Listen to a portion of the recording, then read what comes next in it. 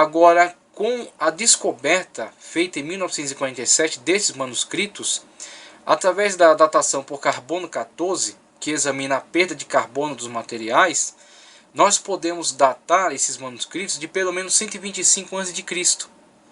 Com isso, podemos fazer uma comparação de manuscritos que foram preservados desde 125 a.C. com manuscritos do ano 1000 pelo menos. E ao fazer esta análise foi constatado a fidelidade. Há quase nada, assim, questão de letras, somente algumas letras que diferem entre o manuscrito descoberto em Wadi Qumran, no Mar Morto, e o manuscrito que dispunhamos já dos maçoretas. Fica comprovado então a fidelidade dos tradutores, que era questionada, intensamente questionada, desde o ano 125 a.C. até o ano 1000 da era cristã, e daí para frente. Vemos então que aqueles que lidaram com o texto bíblico sempre lidaram de forma muito séria, sempre lidaram de forma muito respeitosa, não adulteraram o texto, transmitiram tal qual receberam, e assim podemos lançar esta credibilidade, esse ponto de vista de credibilidade sobre o texto bíblico que temos hoje em mãos. O texto que você tem hoje na sua mão, quando você abre a sua Bíblia Sagrada para ler em casa, é o texto, é pelo menos algo muito próximo do texto que o Espírito Santo inspirou os autores a pôr sobre o papiro e sobre o pergaminho. Quais são os problemas? Tradução.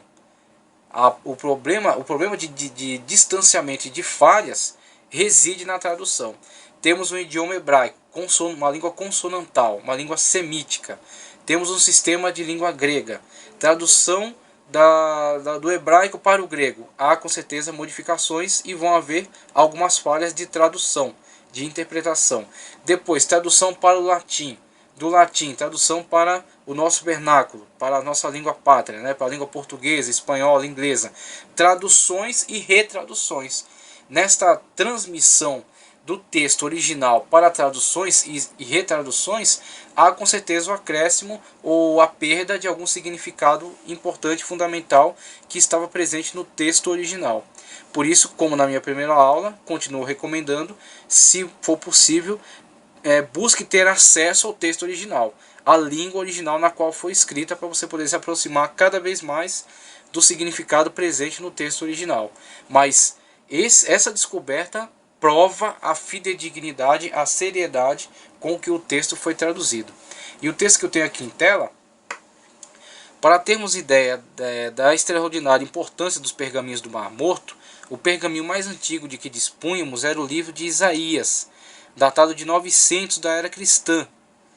Com a descoberta dos manuscritos foi encontrado um livro de Isaías completo, ao qual os paleontólogos, já temos aí um trabalho de arqueologia e de paleontologia inseridos, trabalhando nessa questão, puderam datar por meio de carbono 14 como sendo de 125 a.C., ou seja, 1000 anos anterior ao que dispunhamos. O fato que comprova a mão soberana do Espírito Santo conduzindo esse extraordinário processo é que, ao se empreender investigações comparativas entre os textos que estavam distantes cerca de 1 milênio, puderam constatar que os textos obedeciam a regras rígidas de fidelidade na transmissão. As únicas variações encontradas em todo o livro extenso e separado um do outro com distância de 1 milênio foram 3 letras que juntas compunham a palavra luz e que consta no manuscrito do Mar Morto.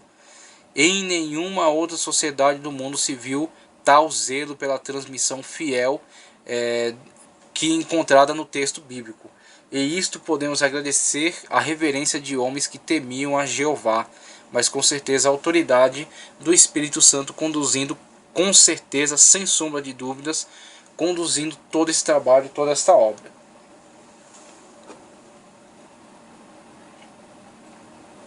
Então isso é para você ter a noção do peso e da importância da descoberta desses manuscritos e o quão eles vieram elucidar a seriedade com que sempre foi tratada o trabalho de tradução dos textos bíblicos. e quão importante também, quão autêntico é o texto que você tem em mãos. Cai por terra aquelas lorotas de manipulação do texto ao longo da história, que um autor manipula desse jeito, outro põe outra coisa, outro acrescenta, outro tira, ao sabor, né, dos seus desejos, da sua vontade e dos seus interesses. Está aí a prova. Está aí a prova. O texto foi transmitido tal qual foi recebido. É isso que nos mostra aí essas evidências arqueológicas importantíssimas. Passamos agora para a questão cronológica de fato. Então, aspecto cronológico do Antigo Testamento. Aí vemos discrepâncias de sistemas cronológicos. E essas discrepâncias devem-se a alguns fatores. A primeira delas, e com certeza a mais evidente, entre o método de datação científico e os métodos de datações das escolas teológicas. E isso deve-se ao fato de que a ciência tem o seu método de pesquisa, tem o seu método de análise, os seus equipamentos, né, e o seu pressuposto. Então, o pressuposto científico, ele leva em consideração aquilo que ela consegue empiricamente demonstrar. Então, aquilo que a ciência consegue demonstrar através do seu método empírico e através dos seus instrumentos disponíveis, ela afirma. E essa afirmação, com certeza, tem sido muito útil.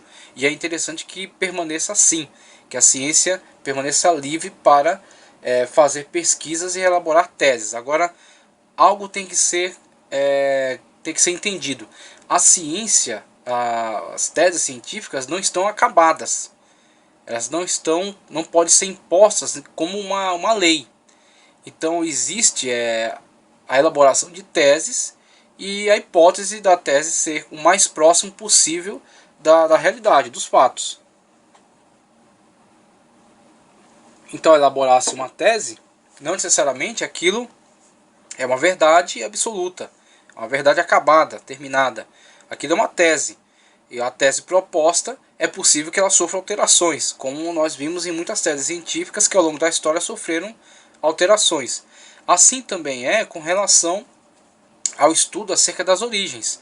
Então, quando por exemplo vemos a tese científica, eles apontam a teoria do Big Bang, que menciona a data de pelo menos 15 bilhões de anos para o início, o desenvolvimento do sistema no qual estamos inseridos hoje. Então, a partir dessa possibilidade, dessa tese, eles apontam aí algumas evidências, né? Como por exemplo a expansão do universo. Então, dentre essas questões levantadas, eles chegam a esse denominador, chegam a essa possibilidade de 15 bilhões de anos para o Big Bang, né, o evento, e com a expansão da massa, né, a massa se expandindo, a constituição do sistema solar no qual estamos hoje. Então, este é um modo de ver. Esta é uma forma de pesquisa. Esta é uma tese. E essa tese, existe possibilidade de realidade aí? Existe, muitas.